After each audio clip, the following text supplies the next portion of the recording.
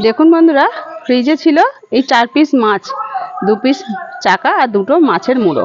এই মাছগুলো দিয়ে আজকে বানাবো ভর্তা। দারুণ খেতে হয় আর সহজভাবেই বানানো যায়।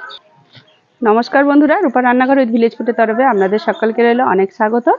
বন্ধুরা, এখন যে যেখান থেকে ভিডিওটা দেখছো তাদের সকলকে রইল অনেক ভালোবাসা, বড়দের রইল অনেক অনেক প্রণাম। মাছগুলো প্রথমে লবণ আর হলুদ মাখিয়ে নিয়েছি, দিয়ে দিয়েছি সর্ষের তেল। এবারে মাছগুলো ভেজে নেব।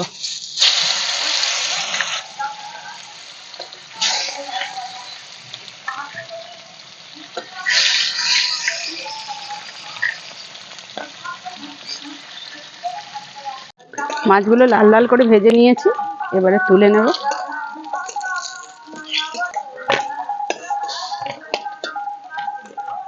তেলে দিয়ে দিচ্ছি পেঁয়াজ কুচি।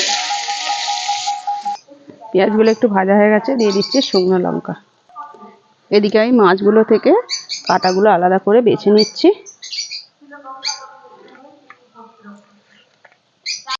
পেঁয়াজ লঙ্কা ভাজা হয়ে গেছে, দিয়ে দিচ্ছি ছাড়িয়ে রাখা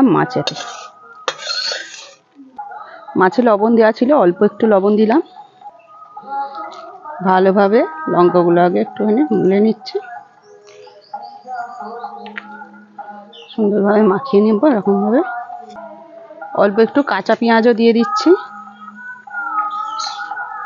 দারুণ লাগে বন্ধুরা, এইভাবে মাছের ভর্তা বানিয়ে খেলে গরম ভাতে কিন্তু দুর্দান্ত লাগবে।